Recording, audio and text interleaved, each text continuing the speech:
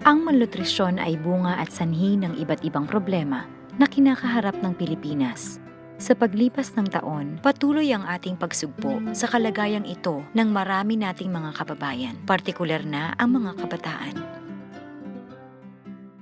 Ang Hapag-asa, isang programang sinimulan ng Pondo ng Pinoy noong 2005 sa pangunguna ni Cardinal Gaudencio Rosales at Ambassador Howard D., ay isa sa mga patuloy na tumutulong sa mga komunidad upang mapabuti ang kalagayang pangkalusugan ng mga bata.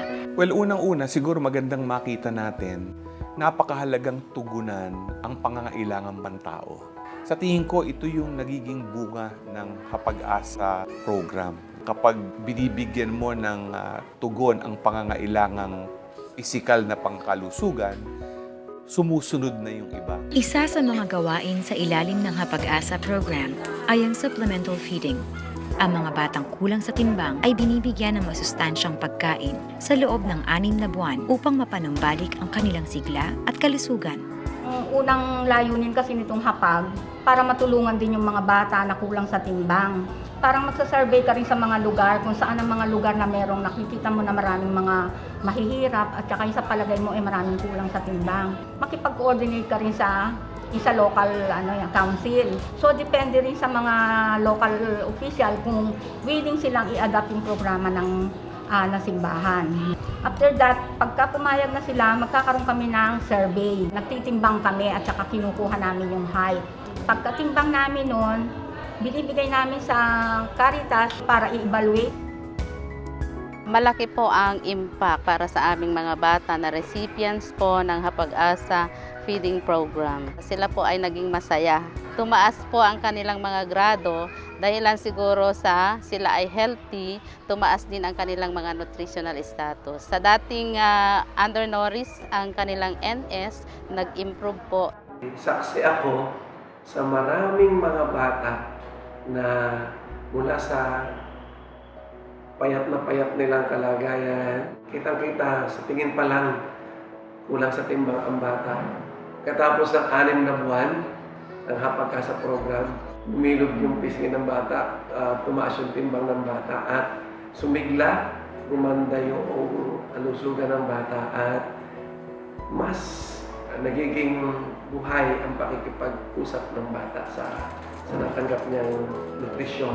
Kaakibat nito, ang mga bata ay pumapailalim din sa early childhood education. Sila ay tinuturuan at hinuhubog upang mapagbuti din ang kanilang isipan.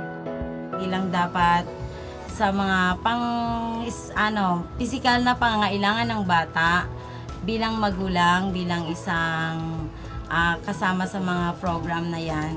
Ituro mo din sa kanilang spiritual nating pangangailangan, especially ang bata. Dapat mamulat sila kung ano ang Panginoon, kung paano natin siya makilala, paano siya sa atin nagmahal. Upang masiguradong ang mga bata ay patuloy na magiging malusog matapos ang supplemental feeding, ang Hapag-asa ay nagsasagawa din ng parents education classes. Ang mga magulang ay tinuturuan kung papaano ang tamang pagpapalaki sa kanilang mga anak. Bigay sila ng seminar sa amin kung anong dapat gawin namin bilang magulang, bilang nanay. Naibsan yung kakulangan namin. Nakakatulong po talaga siya ng malaki sa mga pamilya, kagaya ko. Ang role kasi ng coordinator na nagbibigay ng formation sa mga bata, saka sa mga nanay. Noon na tinuturo namin sa mga nanay yung cleanliness, hygiene. Tapos, nililapit rin namin sila sa Diyos.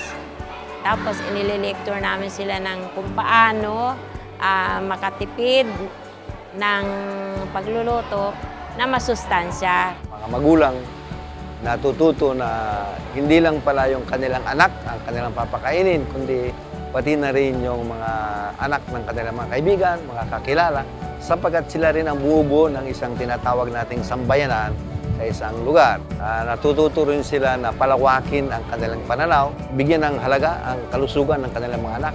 Sa ganon, natututo rin silang maghanap ng mga pamamaraan upang matugunan nila ang pangangailangan ng kanilang kabataan. As a co-formator, naibabahagi namin yung mga pinagdadaanan namin, magkasawa. So parang inihubog namin sila na magiging matatag sa buhay kahit ang daming trials o problems na.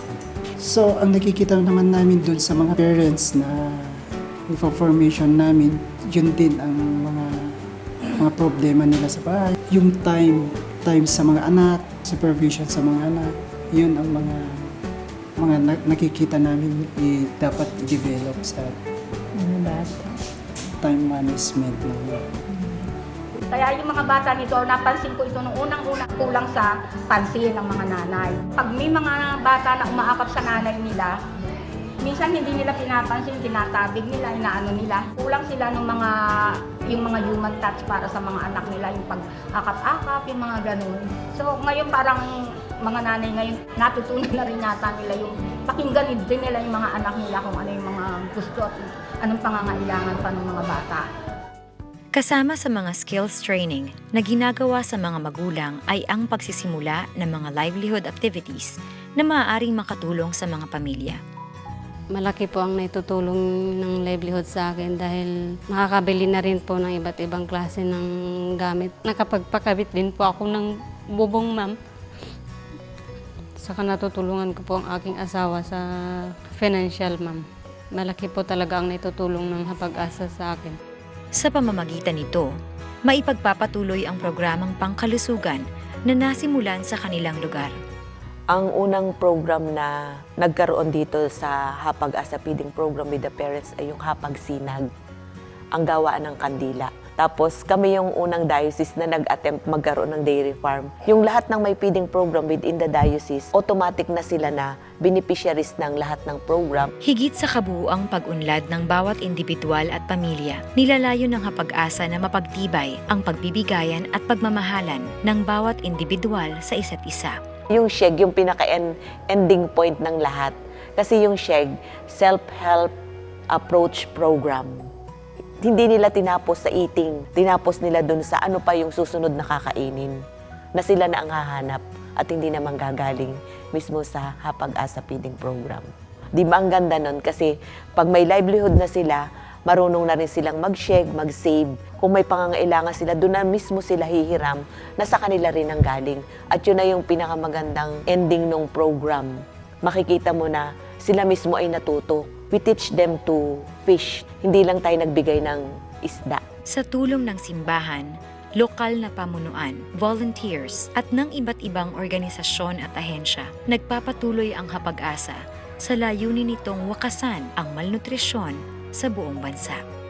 Nagkakaroon tayo ng tinatawag na linkage na kumbaga ang mga nagmamalasakit ay hindi lamang sa loob ng maliit na mundo ng kanilang ginagalawan, kundi meron din palang tinatawag na kooperasyon. Pero ito ay maganda, hindi lamang dahil ito ay obligasyon natin bilang mamamayan, kundi ito ay nagmumula rin sa ating pag-iisip na tayo ay kabahagi ng isang sambayanan ng Diyos na kailangan magtutulungan at magbahaginan. Ang pagbibigay ng pagkain ay isang senyales ng presensya ng Panginoon at ang active charity, lalo na para sa mga most vulnerable, ang mga bata, ang hindi makatulong sa sarili. Kasi po sa pagtulong naman po, wala naman po relihiyon yan. Basta po nakakatulong ka, masarap po yun sa pakiramdam.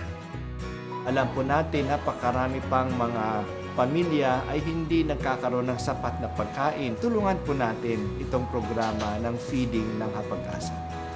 Ang kalooban ng Diyos na pinamalas kay Jesus, pakanin mo ang mga nagugutom. Kaya sa isang programa katulad ng Hapag-asa, na ang tinutukoy lalo na ay ang mga batang malnourished, nagugutom, parang yung tatlong bahagi ng buhay Kristiyano.